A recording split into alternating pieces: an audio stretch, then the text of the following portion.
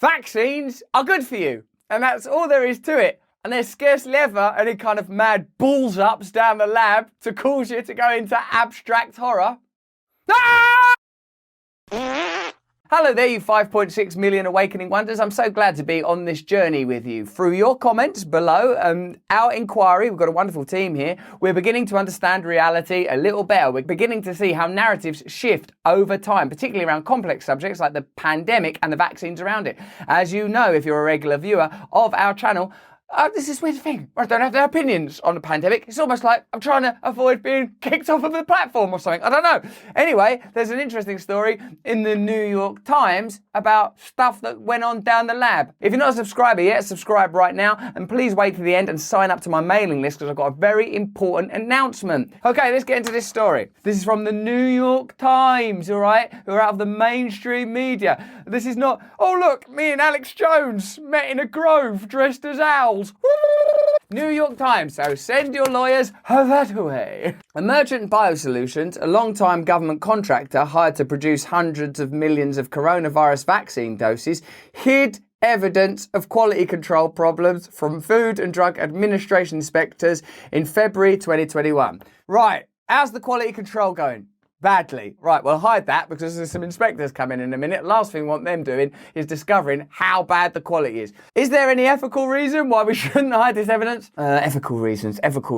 This happened in February 21, 6 weeks before it alerted federal officials that 15 million doses had been contaminated. It's only 15 million doses. It's only contaminated. It's only a pandemic. It's only coronavirus. Where if you dare to say, oh, I'm not sure about vaccines. Oh, you're a conspiracy theorist. What's wrong with you? What's wrong with you? I don't know. What if they get contaminated down the lab and people hid evidence of that? Oh. Now, I'm still not saying don't take vaccines or that the vaccine didn't have a positive impact. Here are some things that I do understand, though. The systems that were in place prior to this pandemic of centralized government control, sovereign power, corporate power, the relationships between those sets of power, media bias, the way that the media operates at the behest of corporate and government power, likely created conditions where transparency and ethical, supremacy or transparency are bloody difficult to even imagine. The pre-existing systems are corrupt. And I don't even mean corrupt in a kind of way.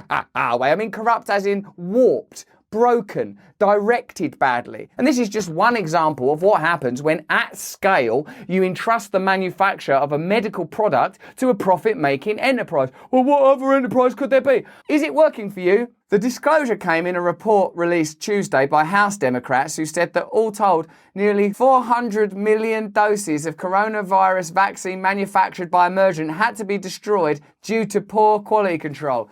The quality of this is not good, and even the quality control ain't been great. No contaminated doses were ever released to the public. And you can take that to the bank because we're dealing with guys who we know for a fact are like transparent and reliable and give you information on time and encourage dissent and healthy debate and opposing views. So when they tell you something like no contaminated doses were ever released to the public, if any thoughts occur to you there's something wrong with you. The report is the product of an investigation that began last year after the New York Times documented months of problems at Emergent's troubled Bayview plant in Baltimore. Troubled?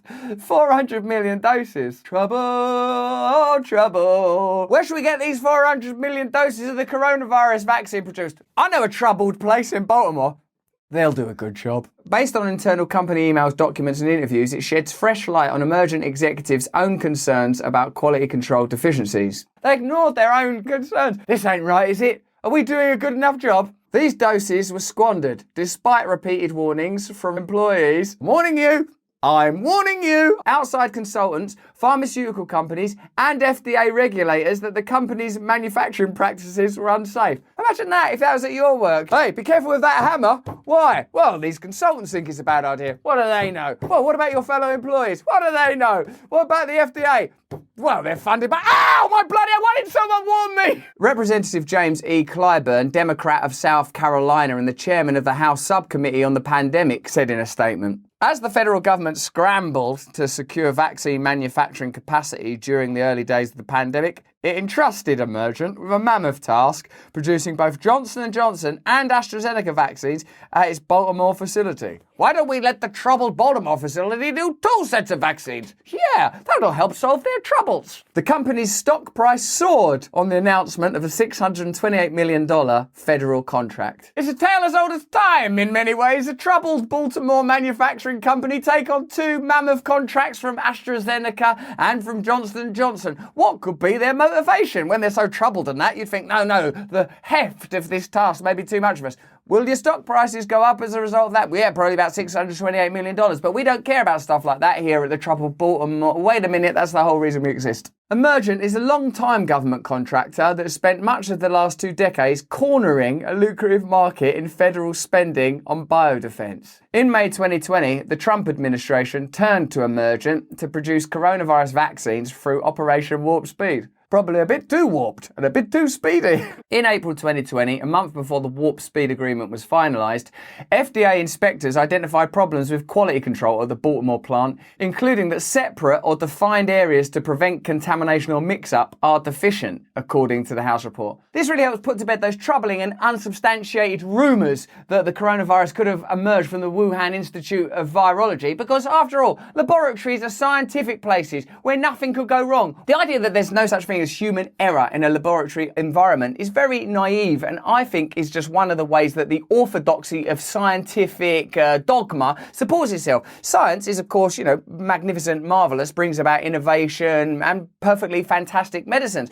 But what this story shows you is that the Wuhan lab leak theory is completely plausible, because you're talking about human beings. Human beings make mistakes. The best we can do is have transparency, honesty, the opportunity for redemption, ongoing conversation and inquiry, and remove incentives that might make you want to hide evidence because you're so demented in the pursuit of profit that you forgot what your bloody job is.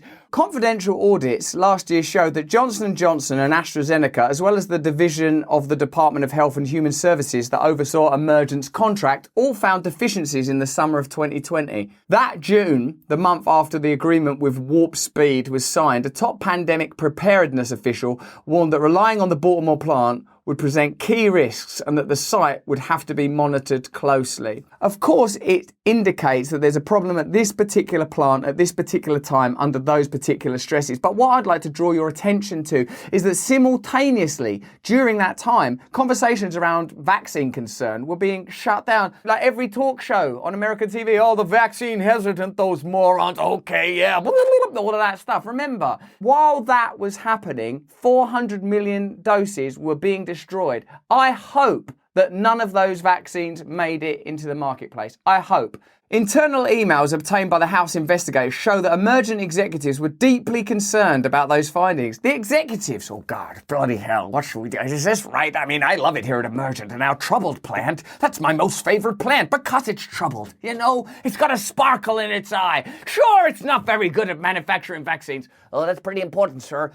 Shut up! I'm already concerned! Sean Kirk, who ran the company's manufacturing operations, wrote in a June 2020 email that he'd alerted other senior executives for a few years about problems at the plant. They don't respond very quickly. I think one of the troubles down at the Baltimore plant is everyone's too slow to respond to key information. Like sort of Jane Austen days. Dear sir, I'm writing about the concerns at the Baltimore plant. For example, people are not washing their hands. I saw one fella put his finger up his bum while making a vaccine. Well, what's the letter come through? I'll check that in a couple of years. Furthermore, I wonder if you'd be interested in a device called electronic mail or email invented by a lovely fella, I think what's called the name of Bill Gates. In another email which he wrote to Robert Kramer, the company's chief executive, Mr. Kirk, said, of all the things we have to deliver on Operation Warp Speed, the thing that keeps me up at night is overall perception of state of quality systems at Bayview. I can't even get to sleep. Oh, Mr. Kirk, he's a troubled individual. Sir, I'm writing to urgently remind you that things at Bayview are not going well, and please invest in email. Mr. Kirk has since left Emergent. It is with a heavy heart that I tender my resignation. I'm sick and tired of the troubled plant at Baltimore and the fact that you've ignored my last 2 years' worth of letters. Outwardly, though, the company maintained it was ready. 400 million doses didn't work. The FDA ain't happy. The employees aren't happy. Consultants aren't happy. Poor old Mr. Kirk's writing letter after letter by candlelight till he eventually resigns. How's things going, guys? We're ready. We're ready to go, bud. When can we make the vaccines? First, wash your hands. It's one of the main messages. But by the fall, the House report shows Emergent's own concerns about quality were mounting in advance of a visit to the plant by FDA officials. Now, team, we've got FDA officials. Take your finger out of your nose. Now, the FDA are coming. I want everyone on their best behaviour. Sir, what does FDA stand for? Shut up! I've told you 100 times. And what are these goddamn letters, for Christ's sake? Ugh. Before the inspectors arrived that September, a senior quality director warned executives that it would be critical to convince the agency that rapid improvements were underway. The director wrote that the company was not in full compliance yet, but added, "We are making batches now." In November 2020, one outside consultant to Emergent laid out the stakes in stark terms, noting the firm was deviating from current good manufacturing practices, or CGMP. This place was like 40 towers. Who's running this plant? Ultimately, Emergent will have to decide what level of risk they're willing to accept. Well, not much. It's like a vaccine in a pandemic. I learned my vaccine making on the streets, dog. I like to play wild. I don't go by the normal rules. Well, you do have to go by the rules. You have to go by the good manufacturing practices. Pfft, you squares. I make my vaccines Gangnam style. But this is one of those... This is one of those where you really better listen to me. They're actually on the edge now, look. Where you really better listen to me and do exactly what I tell you to. They should not be making vaccines down that Baltimore plot. They shouldn't be making Diet Coke, should they? They shouldn't be making anything that goes in anyone's mouth or body. The consultant, I'm stating very loudly, it's actually trying to shout in a letter. I'm stating very loudly that this work is non-CGMP compliant and a direct regulatory risk. Now, right, so someone had a government contract from your government. That means your money you were paying for all this was being told by external consultants. And it sounds terrified, this geezer. If you've got a letter like that from your kid's school, the next thing is your kid ain't coming out of school no more, innit? Or if you're from your boss, get out, you're fired. These was doing this to manufacturers of vaccines at a time where people are like, I'm worried, what if them vaccines, we don't know, isn't it not been out long enough? How do we trust the people at that, particularly that travel plant in Baltimore? I can hear, listen, they're playing music. Who let the dogs out? No, come on, should they be listening to that one? Who let the dogs out? Now, they're good guys down there, they're mavericks, they're maverick vaccine makers. During the September visit, the agency noted deficiencies, you bet. When officials returned in February 2021, Emergent employees sought to hide potential problems, according to the House report. Shoving stuff down the back of cabinets and that. Right, how's everything going here at the Baltimore plant? Oh, yeah, it's great. And what's that down the back of that cabinet? They're treating like this inspection from the FDA like your mum's told you to tidy your bedroom. Previously, Emergent had placed yellow tags on containers holding part of a batch of Johnson & Johnson's vaccine that was suspected to have quality problems. There's quality problems here. Get the old yellow label on it. Oh, yellow. That's the way we keep things safe here down in Baltimore. But employees removed tags. They removed the tags shortly before the FDA visit and put them back on after the agency officials had left.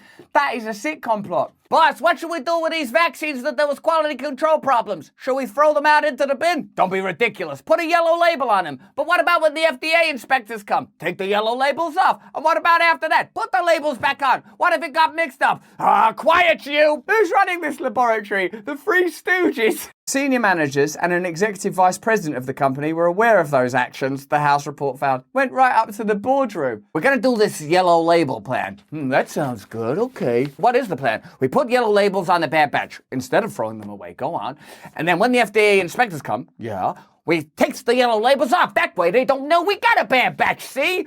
Good, I like it. But what about after? We stick that yellow label straight back on. That way nobody gets a bad vaccine. I like you. Take the rest of the week off. I will have to, sir. I've had quite a bad reaction to touching these vaccines. Better make sure none of these make it out into the market. Where's those goddamn yellow labels? In an email obtained by the committee, an outside consultant to Emergent wrote that the purpose of removing the tags appeared to have been to avoid drawing attention to the potentially problematic containers. Those yellow labels, won't they draw attention to them? Well, yeah, that's so that we don't actually accidentally release them into the market. Well, take those goddamn yellow labels off of there! House investigators wrote that despite this apparent attempt to impede oversight, the FDA still identified serious quality concerns but granted Emergent some leniency. What, I suppose, the serious side of this, I mean, obviously there is a serious side to this, and the serious side of it is that if that's what we know about, what don't we know about? Do you imagine that we know the totality of potential problems and complexity? Or do you think it's possible that there are things we don't know about?